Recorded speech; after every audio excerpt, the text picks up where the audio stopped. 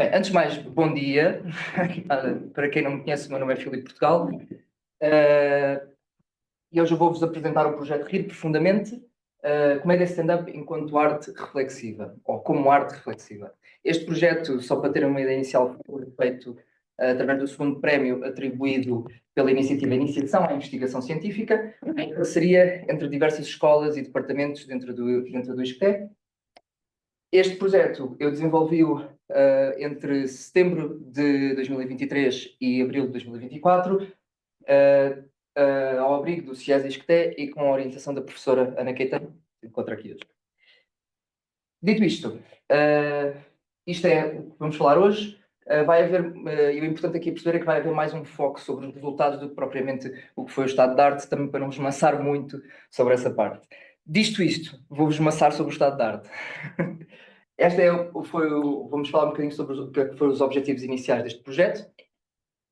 Foi feita uma pergunta inicial, que é: será que o humor é uma ideia simples e linear de rir sem pensar muito? Isto é o quê?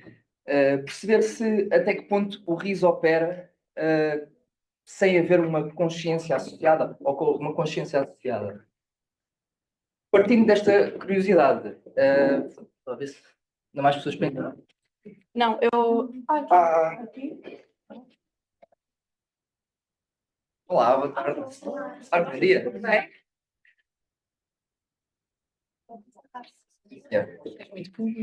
Espetáculo. E sim, eu não vou ficar muito tranquila se eu fosse seguramente. Então, Está tudo? Bom dia.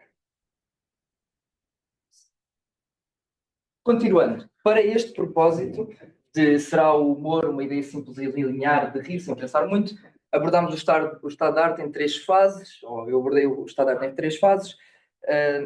Primeiro, para perceber o humor enquanto uma função social, ou seja, levantou-se a literatura sobre como é que se estuda dentro da sociologia o humor e levantou-se para perceber se existe um subcampo da sociologia do humor, que de facto existe, é bastante recente. Tendo-se inicialmente falado de teorias clássicas como teorias da superioridade, que veem o humor como a sobreposição de um indivíduo sobre o outro, e teorias da incongruência, que veem o humor enquanto algo que surge quando alguém inesperado ou incoerente aparece numa situação que é-nos familiar, rompendo então com as nossas próprias expectativas. Dito isto, abordámos 5 perspectivas dentro do subcampo da sociologia do humor, sendo que eu aqui vou só falar de 2, que é onde o projeto se inclui: a do interacionismo simbólico, que examina o humor dentro do contexto das interações sociais, analisando como ele se constrói e as relações e significados que tem para nós. As outras perspectivas são as fenomenológicas, que focam-se na forma como o humor molda a percepção e a nossa construção da realidade social. Dito isto, o projeto aqui encontra-se entre estas duas perspectivas, porque, como veremos, nós pensamos a comédia aqui, ou a comédia é entendida aqui como algo que provoca o pensamento e se insere ativamente dentro das socialidades de um indivíduo.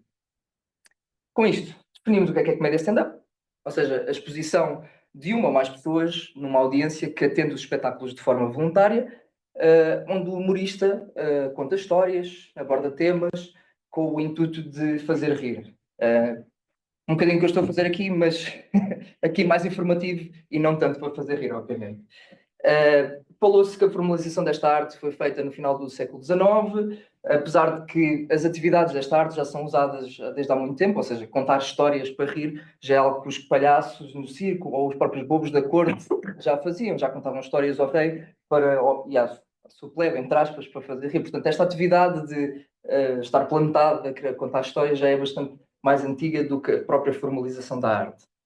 Hoje em dia já existem diversos formatos para assistir a comédia stand-up, televisão, como era o Levanta-te e Ri, ou em plataformas de streaming com espetáculos específicos, e portanto já evoluiu muito. Para o contexto deste projeto, introduziu-se então a comédia stand-up enquanto interação social, e foi o foco, como vamos ver na operacionalização a seguir, de forma a incluir também que os públicos sejam sempre ao vivo.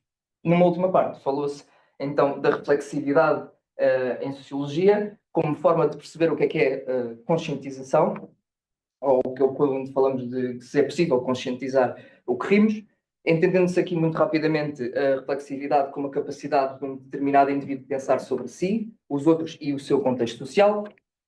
Esta reflexividade é, assim, então, um processo mental, privado e consciente dos indivíduos, que pode ser expresso com recurso tanto a formas linguísticas, simbólicas, portanto, também associada a uma componente emocional. Dentro disto, é importante também pensar que nós indivíduos, não nos encontramos em constante conscientização do que nos rodeia. Isto é, esta interioridade que falamos é também composta por disposições incorporadas, resultantes de experiências, porque nós vamos passando ao longo do tempo e que definem como nos posicionamos, tanto a nível cultural como moral, e que podem ter implicações na nossa conta, ou seja, já começar a incluir aqui algumas ideias de hábitos e fazer essa relação entre a reflexividade e o nosso próprio hábito. Dentro disto, é também importante considerar que esta flexibilidade é produzida e ativada dentro de contextos sociais que tanto delimitam a nossa capacidade de autonomia, como capacitam a agência dentro desses enquadramentos estruturais. Vá. Dito isto, para o projeto e para fazer a transferência entre a reflexividade e comédia stand-up, introduziu-se as duas formas de ser picada ou de ser provocada, que é a reflexividade interna, onde falamos de processos mentais de revisão autorreferencial, relacional e contextual, em formato de, nós chamamos de conversas internas, onde os sujeitos refletem sobre o que lhes acontece, as suas relações, constrangimentos, planos e colocando-os sempre em perspectiva com as suas próprias prioridades, as suas opções e objetivos dentro da sociedade. A segunda forma, externamente, ou seja, a interação e diálogo com os seus pares, com os outros, sobre estas perspectivas, estes aspectos interiorizados, como, por exemplo, quando revivemos certos momentos nos nossos grupos de amigos. Esta transposição da relação com o humor e a comédia stand-up em específico, temos de ter em conta que o indivíduo vai voluntariamente ao espetáculo e mesmo assim não consegue premeditar tudo o que lhe vai acontecer ou que vai ser dito. Portanto, então, havendo a expectativa que hajam noções que sejam reforçadas ou quebradas de alguma forma no processo de provocar o riso. Este confronto, então, baseia-se nesta possibilidade aberta do que falámos entre o confronto do hábitos ao longo da vida, isto é, uma pessoa pode encontrar, então, contextos onde se irá deparar com um conjunto de visões e perspectivas divergentes, potencialmente, então, provocando essa ruptura reflexiva. Não vos chateando mais. O objetivo com isto tudo foi, ou formalizou-se o objetivo de perceber se o humor enquanto arte, utilizando a comédia stand-up como exemplo, estimula a reflexividade das suas audiências. Com isto, fez-se então a personalização destes conceitos. Falamos outra vez então, inicialmente, da comédia stand-up enquanto interação social, que resulta do contacto direto e imediato entre quem produz o humor e as suas audiências, sendo aqui importante, ou o que é aqui importante perceber é o consumo e apreciação deste tipo de conteúdos, considerando que eles permitem identificar o desenvolvimento dos gostos de cada indivíduo, associados ao humor e às motivações para a frequência aos espetáculos. Ou seja, perceber o que é que consomem, o que é que gostam, como é que desenvolveram o seu gosto, porque é que gostam. Numa segunda fase, há esta relação com os estímulos de reflexividade, recorrendo, ou está em direta relação com o consumo, porque nós recorremos a exemplos reais dados pelos os entrevistados para explorar ou para perceber a forma como os relacionam e a forma como eles percebem esses conteúdos e se têm reações reflexivas ou se os faz pensar no geral sobre o que ouviram. Dito isto, isto é feito em dois momentos. Um primeiro momento sobre as reações e como percepcionam as piadas durante o espetáculo. O segundo momento diz respeito já a uma fase após o espetáculo, ou seja, perceber dentro destas conversas internas se existiu reflexão sobre aquilo a que assistiram. E é nesta fase que também se inclui mais o que falamos de conversas externas ou que abordámos há bocado de reflexividade externa, onde incluímos aqui ou procuramos entender se os indivíduos partilham as suas experiências e dentro do que partilham, o mais importante é perceber se acabam por discutir as temáticas ou as perspectivas que estas abordam, podendo aqui ou não existir evidências de estímulos reflexivos. Dito isto, formalmente a nossa metodologia foi, primeiro, uma abordagem qualitativa com entrevistas semi-diretivas, de forma a proporcionar uma rede de conhecimento mais detalhada. A seleção dos entrevistados foi feita inicialmente com o Teatro Bocage, um espaço junto da Baixa que recebe espetáculos do humor negro, principalmente, e a abordagem foi feita nas filas das audiências inicialmente, e depois foi utilizado um método de bola de neve junto dos que confirmaram fazer as entrevistas para sugerirem pessoas que estivessem interessadas em fazer o estudo. Sendo assim, deu-se prioridade também à disponibilidade imediata. Metade das entrevistas foram feitas online, a outra presencialmente, não havendo grandes diferenças sem ser alguns problemas de conectividade. O guião foi estruturado em 3 blocos, um de dados sociodemográficos, um segundo bloco de caracterização do consumo da comédia stand-up, ou seja, a par e par com o nosso modelo, tudo o que falámos sobre como começou, como evoluiu, etc. E um segundo sobre, então, essa relação entre a comédia stand-up e o estímulo da reflexividade, se os espetáculos, então, a que já assistiram alguma vez os fizeram pensar, sobre o quê, em que contexto, como já vamos ver. Na última parte, houve então tratamento e análise dos dados, as entrevistas foram gravadas, foram transcritas na íntegra, criou-se um grupo de categorias e redes de códigos e subcódigos, fazendo a conexão entre o que nós queríamos entre o modelo de análise e as próprias respostas. Ou seja, aqui já houve uma pequena fase de análise, porque teve de subcategorizar já a informação e conectar com o que transcrevemos. E foi tudo inserido posteriormente em MaxQDA, e após isso houve uma análise de conteúdo formal, onde se pediu tabelas, pediu-se perfis para perceber, brincar um bocadinho com os dados, perceber o que é que realmente era possível fazer com o que conseguia obter. Dito isto, vamos já ver a caracterização da amostra. No que toca ao género, a amostra inclui 5 homens e 3 mulheres, resultando numa distribuição algo desigual.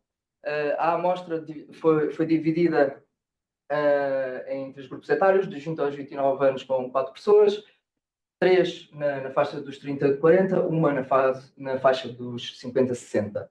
A maioria dos entrevistados possui uma alta qualificação, a menor tendo o 12º.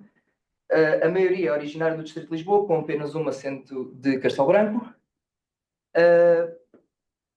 No geral, todos os entrevistados estão empregados e vivem de forma independente, com as suas profissões variando entre empresas privadas e a área da cultura e uma como terapeuta autónoma. E sobre estes dados é importante perceber aqui que a amostra ficou algo homogénea, não só por esta exigência da disponibilidade imediata associada às limitações de tempo. Não foi então assim possível perceber muito a nível ou a termos de perfis sociais dentro da informação que obtemos. Ainda assim, eu espero que agora os resultados que eu vos vou apresentar sirvam ou sejam interessantes até para análises desenvolvidas posteriormente ou para o futuro. Dito isto, vamos então olhar para os resultados em si, sobre o que foi desenvolvido. Começando então pelo consumo de comédia stand-up. Desde já, podemos dizer que todos consomem ativamente comédia stand-up, todos preferindo esse formato ao vivo, o formato ao vivo. Ao vivo, 4 consomem pelo menos uma vez por mês e outros 4 dizem consumir semanalmente. É comum que a frequência do espetáculo esteja associada ou a prática esteja associada a redes de sociabilidade. Isto é o que é algo que se faz habitualmente com os pares, com amigos, com colegas. E quanto maior o que vimos é que quanto maior a frequência aos espetáculos ao vivo, mais são o número de espaços frequentados. Essencialmente, identificou-se 2 formas de preferência de escolha, uma pelos espetáculos ou artista específico, a outra pela própria familiaridade e a apreciação do espaço e da experiência oferecida. Sendo que estes 2 articulam-se de diferentes formas.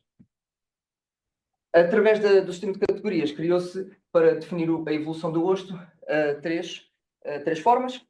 A primeira é o que nós chamamos de acrescento, que diz respeito aos casos onde progressivamente os entrevistados reportaram ter adicionado ao longo do tempo novos conteúdos, novos artistas ao seu leque de gostos. De manutenção é quando não existe propriamente um aumento ou um adicionar ou subtrair significativo a essa evolução do gosto. No máximo, um sobrepõe-se ao outro ao longo do tempo, e a exclusão de conteúdos, que é referente aos pequenos casos que reportam ter excluído por completo algum conteúdo, não porque caiu em desuso, mas com uma justificação específica. Dito isto, foram criados perfis de consumo de comédia stand-up com base nessas categorias. Isto foi feito através de um mapa de concorrência, com o MaxQDA, onde se acontece código X, também aconteceu o código Y. Isto traduziu-se conseguiu-se obter foram feitos dois perfis. Um de investimento focado, que temos a verde. Este grupo é este perfil é o que demonstra uma assistência mensal a espetáculos de comédia, frequentando geralmente 2 espaços. A presença de companhia durante os espetáculos é uma prática comum neste perfil, refletindo um desejo de partilha da experiência. O ato de ir acompanhado é então um fator importante, influenciando a escolha dos espetáculos. A escolha é frequentemente orientada por um interesse específico, por determinados artistas ou estilos de comédia, ou seja, o foco nessa razão de irem, e no geral os indivíduos deste perfil mostram uma manutenção do gosto pela comédia ao longo do tempo, revelando uma apreciação consistente ao longo do tempo. No segundo perfil, do investimento diversificado, falamos já dos indivíduos que frequentam espetáculos de forma mais regular, semanalmente, e exploram uma variedade maior de espetáculos, 3 ou mais. A familiaridade dos locais é aqui um fator que influencia muito as suas escolhas, além da apreciação das experiências. Dito isto, a diversidade de experiências é crucial aqui, pois os indivíduos procuram constantemente novas referências e conteúdos para alargar o seu espectro de gosto. E há já aqui uma pequena pista sobre como as interações sociais são importantes ou eles valorizarem também o contacto após o espetáculo. Sobre estes perfis ainda, a maioria dos entrevistados possui uma experiência intensiva com a comédia stand-up, demonstrando então que têm um desejo de continuar a investir na mesma. Só para eu não me esquecer de nada. Sim, estes 2 perfis evidenciam também uma diversidade de consumo, como vimos, e a complexidade que pode existir dentro das relações que os indivíduos mantêm com a comédia ao vivo. E já nos dá então uma plataforma, e percebemos desde logo aqui que existe uma plataforma sólida para estudar o CEO. Ver se existe então reflexividade de alguma forma com base na experiência destes indivíduos. Dito isto, passamos à mesma. Começando de uma forma mais geral, a relação entre stand-up e reflexividade evidenciou-se desde logo por isto que chamo aqui de gosto pelo confronto de visões do mundo. Numa fase inicial, ao analisar a apreciação geral do que os indivíduos têm pela comédia stand-up, ou seja, primeiro identificam uma certa relativização das percepções do mundo, ou seja, a comédia stand-up é aqui representada como uma ferramenta para relativizar, ponderar ou distanciarem-se de temas que podem ser sensíveis do ponto de vista pessoal ou social. Um exemplo claro disso é o que temos aqui do Sérgio, que destaca o prazer que sente ao ver como os comediantes conseguem oferecer uma visão inovadora de algo que antes seria banal, permitindo-lhe refletir de uma forma diferente sobre os mesmos. Ainda sobre a apreciação em geral, temos uma identificação da quebra da rotina, ou seja, a comédia como uma forma de escape à rotina, proporcionando momentos de relaxamento e distanciamento dos problemas cotidianos. Dando o exemplo do Jonas, que descreve a comédia como uma forma de explorar as pequenas absurdidades do seu dia-a-dia, permitindo-lhe pensar de forma diferente sobre as suas experiências. Dito isto, ainda sobre o gosto pelo confronto das visões do mundo, quando falam de artistas específicos e de experiências mais específicas com a comédia stand-up, vemos também já aqui uma identificação social com o conteúdo, isto é, a identificação de temas abordados e relacionados com a sociedade em termos gerais, utilizando o exemplo da Sofia, que está ali no quadro, que refere que aprecia particularmente piadas que abordam temas da atualidade, uma vez que têm uma relevância imediata e permitem uma conexão mais direta com a audiência. Numa segunda parte, uma identificação mais circunstancial, ou seja, neste caso o que mais atrai é a semelhança das situações humorísticas às próprias experiências pessoais dos indivíduos. Este tipo de identificação está mais ligado ao cotidiano e às situações mais banais e veremos mais sobre ele a seguir, especialmente nos perfis. Um último, que é o do outro exemplo que está aqui, que é a identificação da mobilização de conceitos, ou seja, a forma como os entrevistados valorizam as características e os estilos dos comediantes. A interação com o público, a capacidade de manipular conceitos de diferentes formas e a quebrar o senso comum como forma ou como tentativa de provocar o riso. São coisas que os entrevistados frequentemente mencionam como algo que apreciam. Utilizando o exemplo do Sérgio, que aprecia particularmente a capacidade de alguns humoristas em abordar temas sensíveis e a transformá-los em comédia de forma inteligente e não ofensiva. Antes de prosseguir agora para a flexibilidade interna e externa especificamente, é importante aqui falar que eles também falaram de tipos de humor, algo que vai ser mais relevante agora nos perfis, mas já há uma variedade de coisas que foram identificadas: humor observacional, humor negro, storytelling, e eles relacionam-se de formas diferentes com esses tipos de humor. Vemos desde já que com este gosto pelo confronto das visões do mundo, há aqui uma ruptura com o senso comum, do confronto, com perspectivas, usando assim a comédia como para um desenvolvimento de competências reflexivas já, ao permitir que estes espectadores já olhem para o mundo de uma forma diferente ou mais crítica, vamos dizer assim. Com isto, podemos entrar então no que analisamos como reflexividade interna. Desde logo, numa forma mais geral, dentro da expansão do conhecimento, isto é, muitos dos entrevistados indicaram que após o espetáculo tentam esclarecer referências e contextos que não lhes são familiares. Isso ocorre não apenas para compreender melhor as piadas, mas também para expandir os seus horizontes culturais de conhecimento. Basicamente, o que está aqui no exemplo do Sérgio, que é, ele reconhece o impacto que um espetáculo pode ter na sua própria formação pessoal, tendo em conta que, se não me engano, ele também desenvolve comédia stand-up, e sente a necessidade de se tornar mais culto para melhorar o seu trabalho. Com isto, podemos passar aos dois momentos em específico: o momento de identificação durante o espetáculo. Dentro disto, temos inicialmente uma identificação com a temática geral, ou seja, identificação com os temas abordados, um bocadinho em semelhança ao que vimos inicialmente, onde 6 dos entrevistados destacaram a relevância das temáticas discutidas mesmo, apreciando o modo como os comediantes oferecem novas perspectivas sobre questões que muitas vezes eles próprios ainda não tinham refletido profundamente. Dito isto, podemos olhar para o exemplo, não está aqui. Posso-vos falar, aliás, do exemplo da Sofia, que mencionou como uma piada lhe pode abrir os olhos para uma questão social sobre a qual ela nunca tinha refletido, reconhecendo o valor do humor enquanto ferramenta para apresentar ângulos algo inexplorados sobre a sua realidade. No segundo ponto, é isto que nós falamos de experiências, ou seja, os contextos de vida e com histórias e situações de comediantes. Podemos olhar para o exemplo de Daniel, que ele partilhou uma piada sobre expectativas amorosas que o fez quase reavaliar as suas próprias... Quase não, o fez reavaliar as suas próprias ações passadas em relações, levando a questionar o seu comportamento com a ajuda do humor.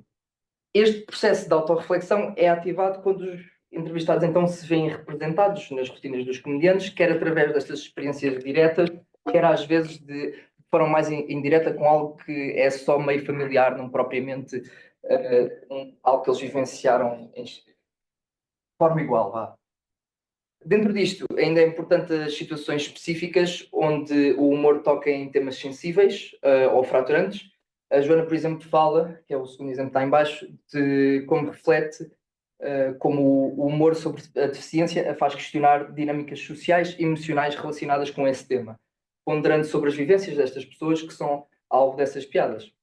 Este processo que ela faz mostra que a comédia, além de divertir, pode gerar reflexões algo profundas sobre temas sociais mais complexos.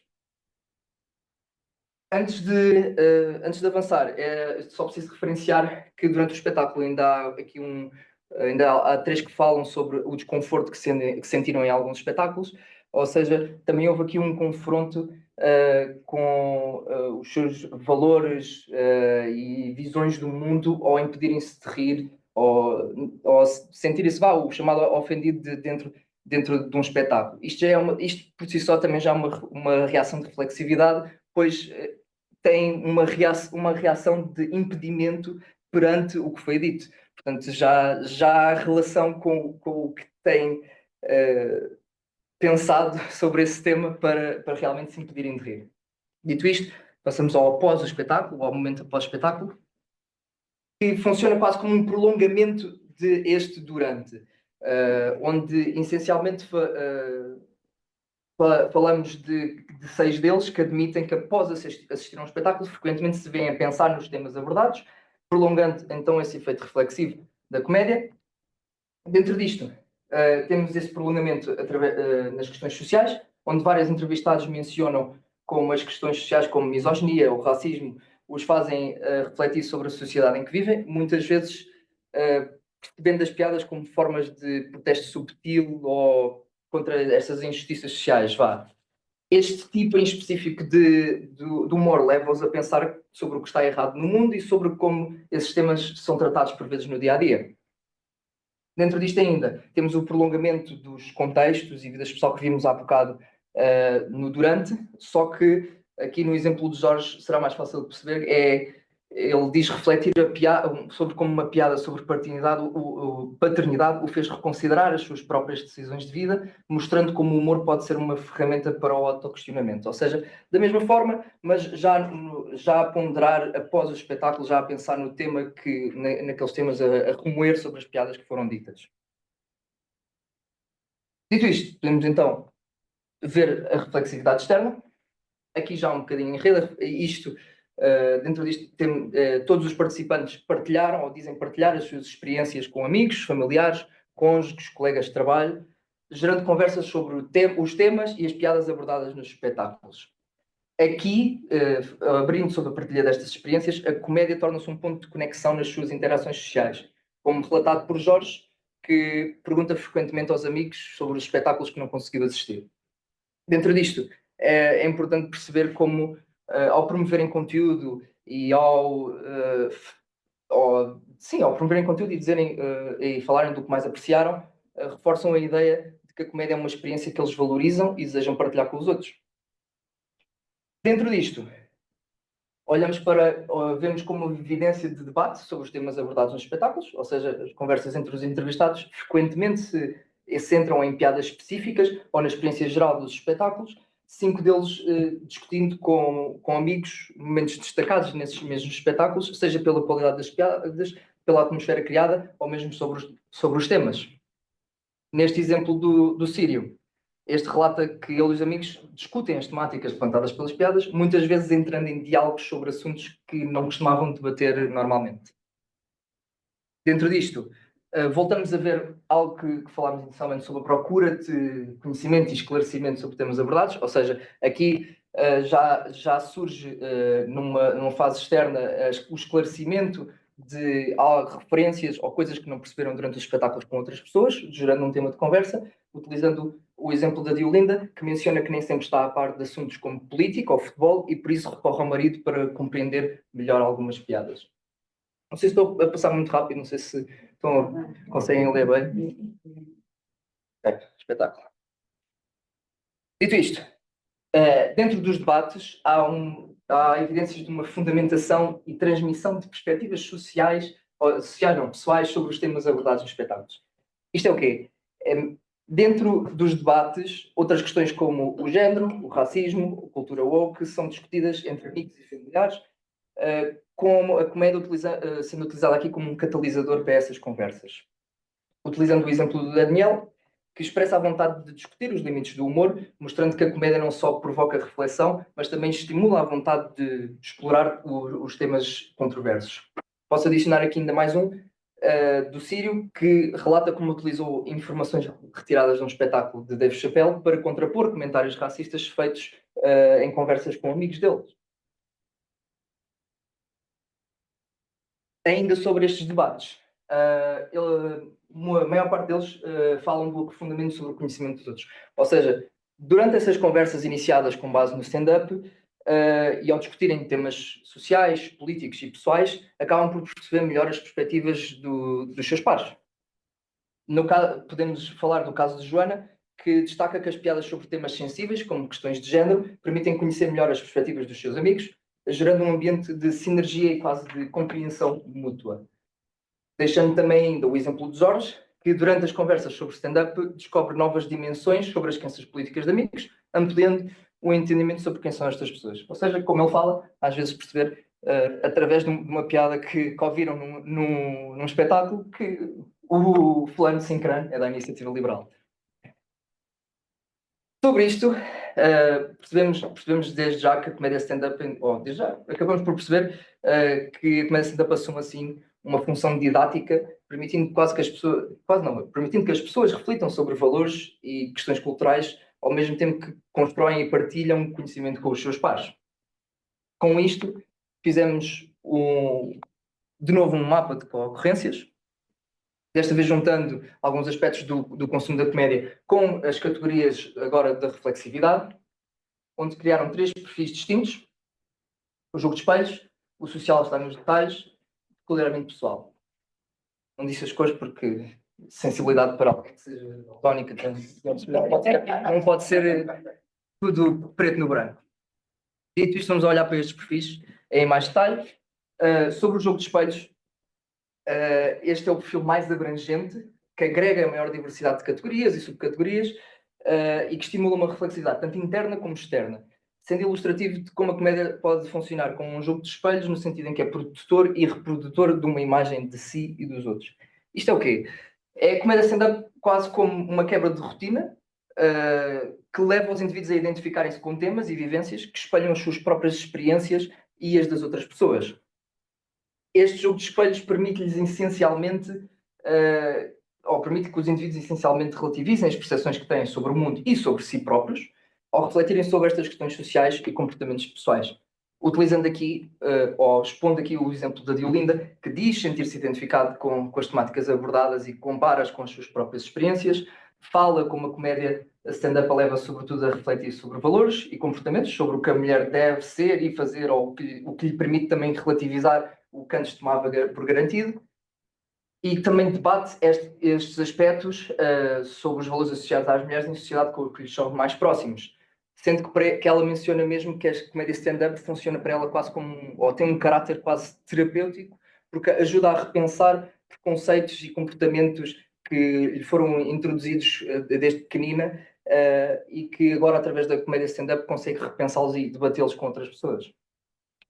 Dito isto, prosseguimos para algo mais específico. O social está nos detalhes, ou chamamos-lhe o social está nos detalhes, pois este perfil concentra-se agora sobre o que se fala na capacidade do humor observacional e de storytelling de provocar relações sobre a sociedade e sobre questões políticas. Isto é, normalmente o humor observacional e storytelling foca-se em histórias mais micro, em coisas mais pequeninas do dia-a-dia, histórias do metro, histórias de pequenas interações dentro da escola, e através deste tipo de humor há aqui uma evidência de reflexão sobre a sociedade de forma interna e sobre questões políticas de forma externa. Através desses relatos que eu vos falei e utilizando então quase fazendo uma transposição do micro dessas pequenas histórias que são contadas nesses tipos de humor para um palco mais expansivo sobre a sociedade, onde acabam por, ao relacionar essas pequenas histórias com a sua própria vida, pensar sobre o que está errado e acabar por repensar todo o espectro social que está à volta desses pequenos problemas.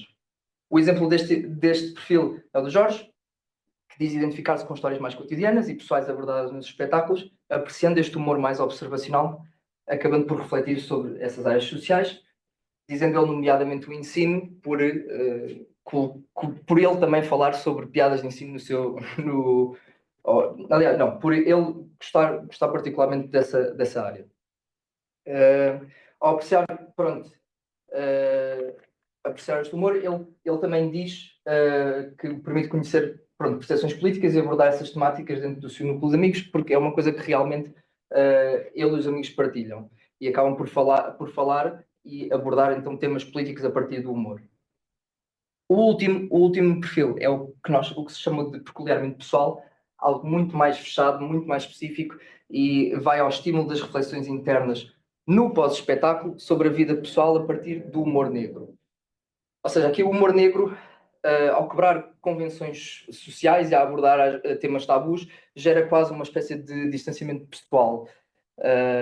Um certo distanciamento emocional e que permite aos indivíduos reavaliarem as suas percepções e as suas experiências pessoais. seja, leva os indivíduos a fazerem esta conexão entre o distanciamento ao tema, que é por vezes necessário para apreciar este tipo de humor, e a procura por desconstruir / relativizar situações ou experiências negativas das suas próprias vidas.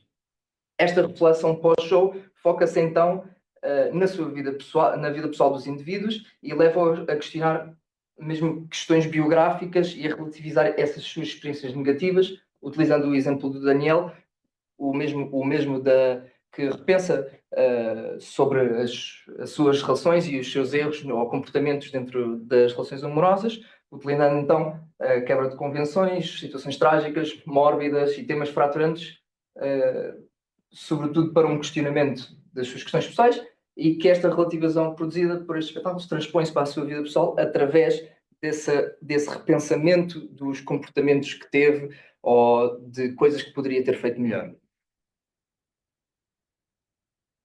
Podemos passar para as notas finais para não chatar muito. Devo só referir ainda sobre estes perfis que os 3 perfis identificados mostram que a comédia stand-up é capaz de estimular a reflexividade de diferentes formas, dependendo do tipo de humor preferido e de temáticas enfocadas aos espetáculos, e por isso a comédia stand-up pode-se dizer que funciona como um palco de representação da sociedade, permitindo que os seus consumidores relativizem percepções, revejam comportamentos e aprofundem a compreensão de temas sociais e pessoais. Dito isto, podemos abordar agora as nossas notas finais, a nossa conclusão. Pode-se dizer que a resposta ao nosso objetivo inicial, foi afirmativa, existindo então a possibilidade de reflexividade através do humor, especificamente com a comédia stand-up, quando identificamos que as razões do gosto por comédia stand-up extravasa o propósito de rir, na relativização das percepções do mundo, na quebra de rotina, como vimos, nas rupturas com o senso comum, etc. Quando identificamos que existe quase um confronto entre o familiar e o estranho, entre o senso comum e o disruptivo, entre o que está interiorizado sob forma de disposições e contextos dissonantes. Quando identificamos que este confronto se traduz em estímulos em diferentes momentos do tempo, de conversas internas sobre questões novas introduzidas pela rotina humorística, mas também de questionamento de ideias familiares e de senso comum.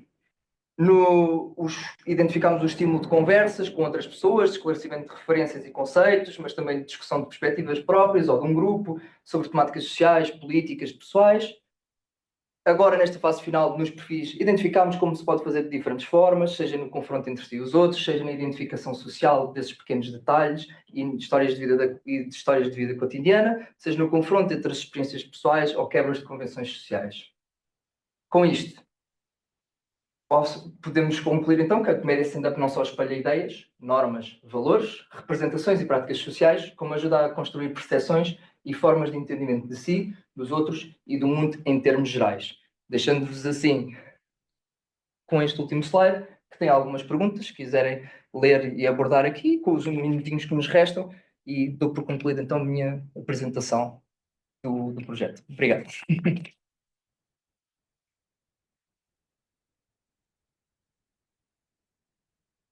A todos, não estava à espera de tantas pessoas.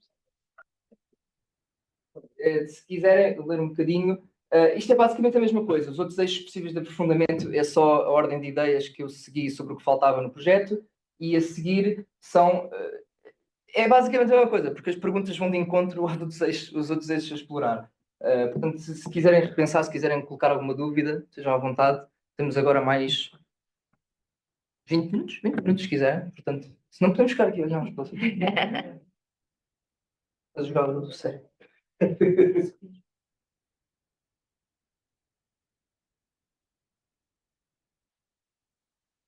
Querem que eu leia as perguntas para isto não ser tão mal?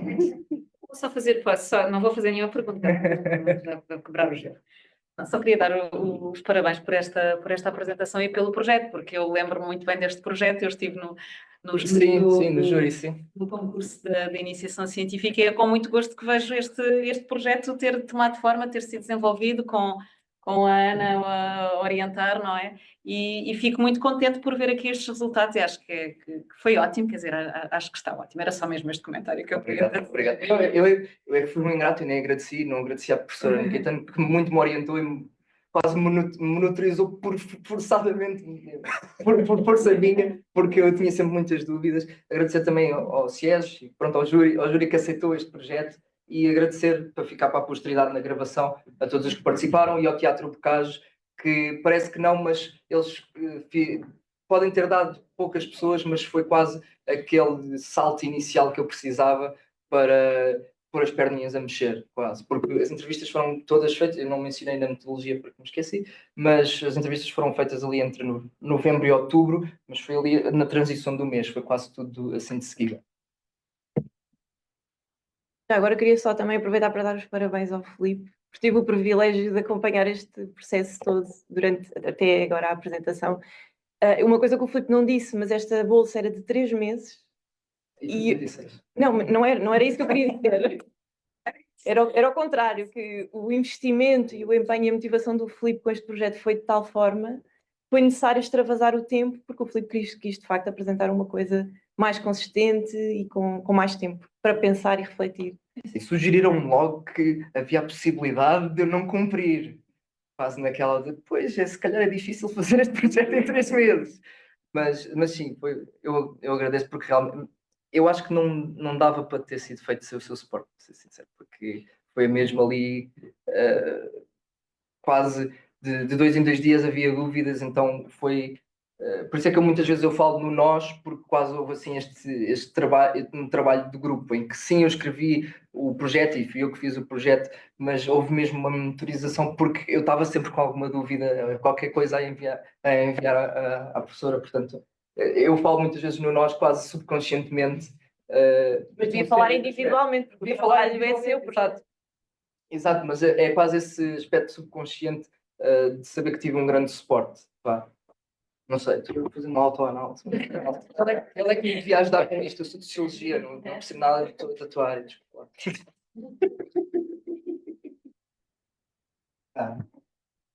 Isto para não ficarmos a olhar uns para os outros. Fazer outra pergunta, sim. Sim. Tá bem? Eu só. Não, ia só perguntar qual é a sua relação também com esta área do humor, que já tinha uma relação anterior, se também se este projeto surge porque também já estava envolvido de alguma maneira, se também fazia parte da assistência, se era... Eu falo no relatório um bocadinho sobre isto. Eu sempre gostei muito de rir.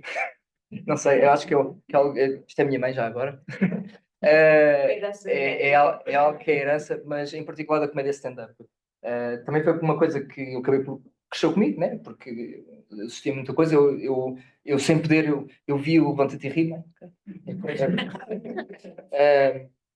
E foi algo é engraçado, porque até no projeto de final de curso de Labs, em que eu tive a oportunidade de entrevistar comediantes mesmo, que eu escolhi quase fazer em parceria, só que não é oficial, deu para perceber, e até aqui também, deu para perceber que muitas das experiências iniciais das pessoas aqui em Portugal foi com o Levanta-te e Ri. Só algumas pessoas mais antigas é que falam, por exemplo, em espetáculos que foram trazidos para cá, como o Seinfeld ou os Monty Python.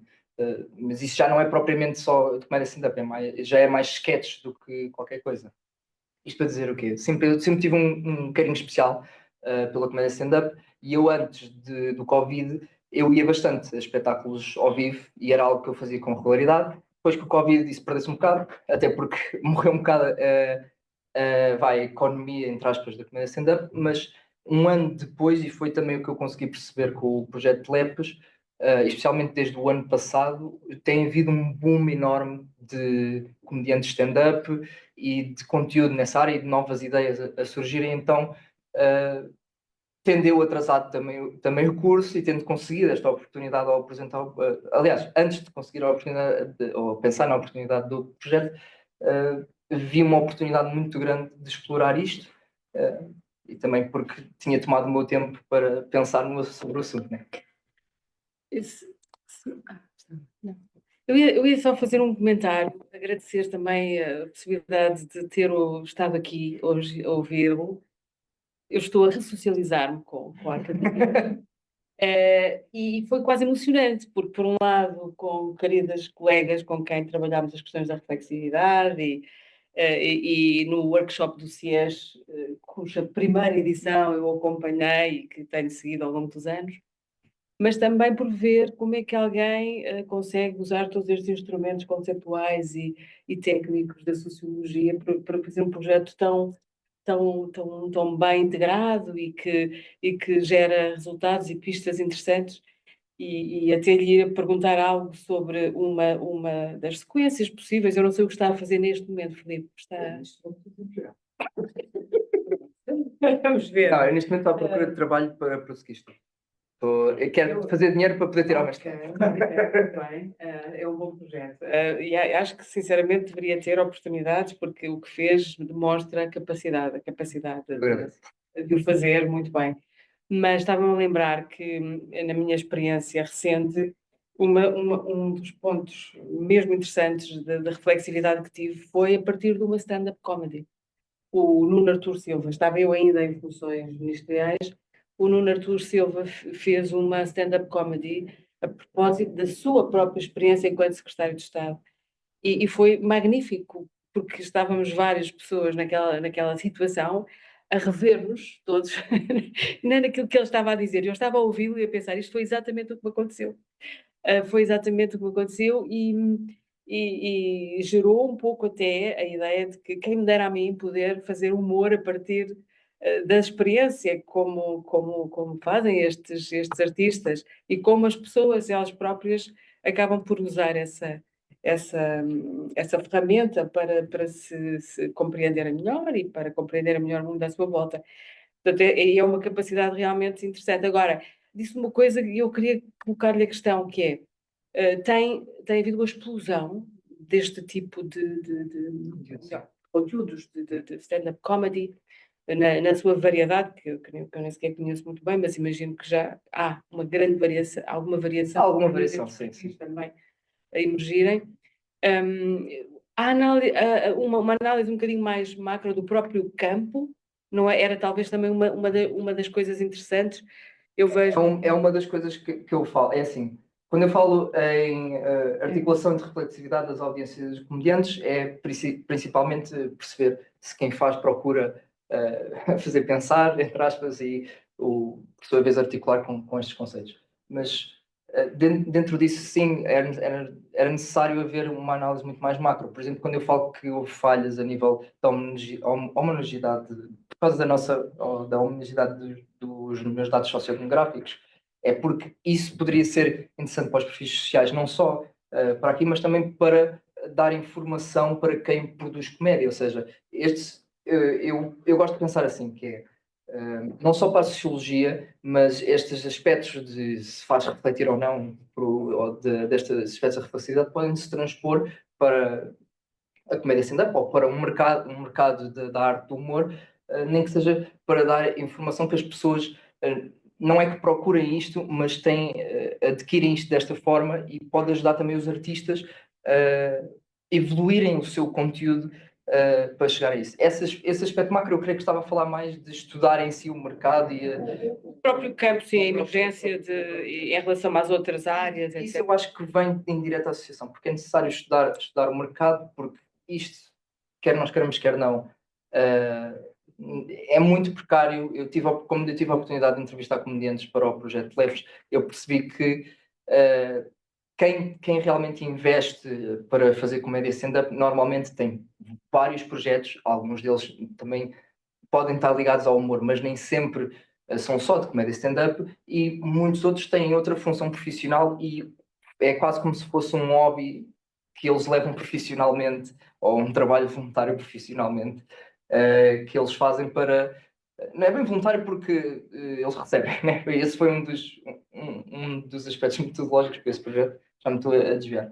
Mas já me desviei mesmo. A pergunta era sobre os marcos. Mas pronto, era dentro disso. Eles acabam por explicar que isto não é um mercado ainda muito estabelecido e há muitos grupos separados e há muita diferença, por exemplo, entre a área metropolitana de Lisboa e a área metropolitana do Porto, no sentido em que há várias casas de humor muito separadas, mas com um conteúdo muito ativo na área metropolitana do Porto, e aqui em Lisboa é quase 2 ou 3 casas que fazem principalmente, o Lisboa Comedy Club sendo uma delas que quase que monopoliza esse conteúdo, e alguns falaram, que segredo, que esse monopólio é mesmo quase às vezes de se querem participar noutros projetos, não podem participar connosco, o que para um núcleo pequeno, o que eles falam muitas vezes é que para um mercado tão pequeno, fazer estas exigências ou fazer estes ultimatos é um bocadinho cortar as pernas.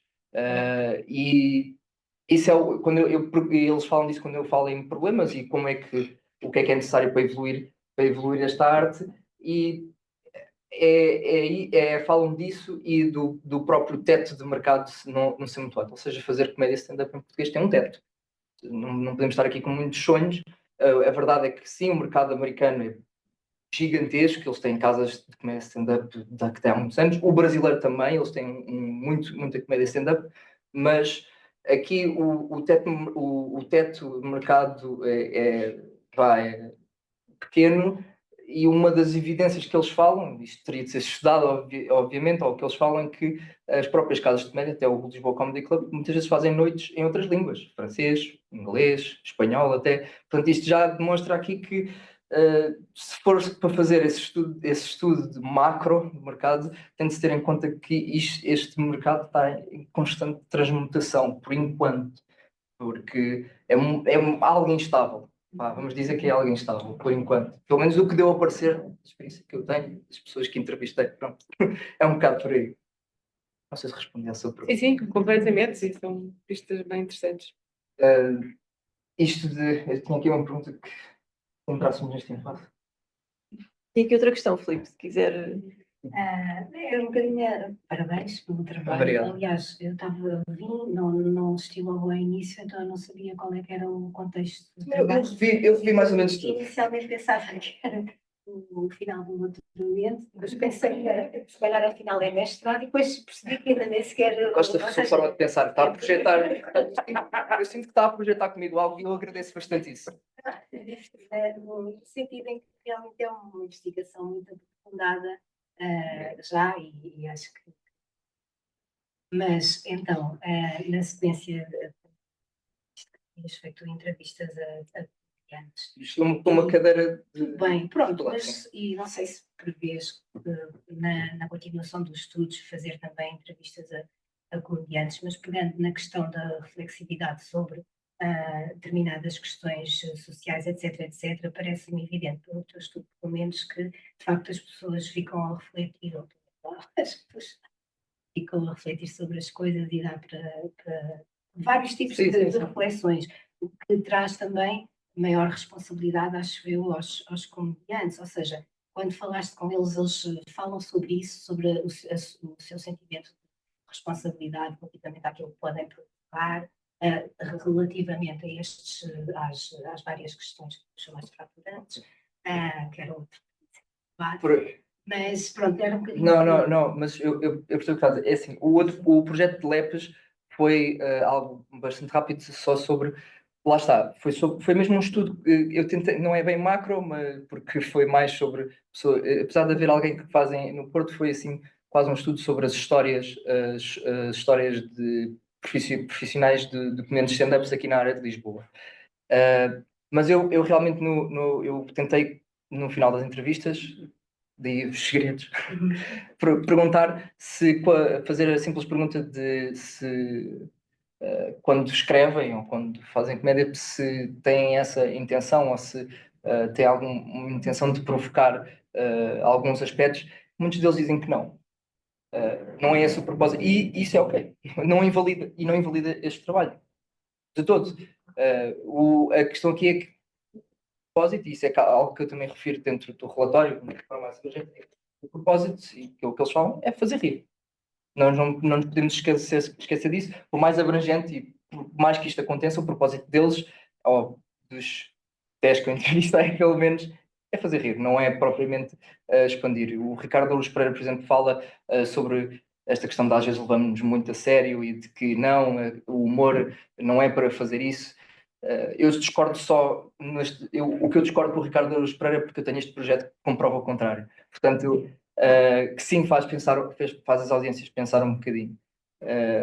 E ele próprio ele tem podcasts em que fala muito sobre linguagem, esse tipo de coisas. Eu acho que ele quase que se refuta a si próprio, porque ele percebe, como um comediante de longa carreira aqui, que para fazer rir, ou para nos rirmos, quase que temos de compreender o que é que está errado, né? O exemplo do circo clássico com que este trabalho começou, que eu não falei aqui por uma questão de tempo, mas nós no circo, quando estamos a ver o palhaço, nós rimos porque o palhaço tropeçou na casca de banana e caiu de costas, não foi porque ele passou ao lado da casca e não aconteceu nada, ou seja, há aqui uma consequência, há aqui uma identificação do ridículo, do estúpido, do errado, do dissonante, pronto.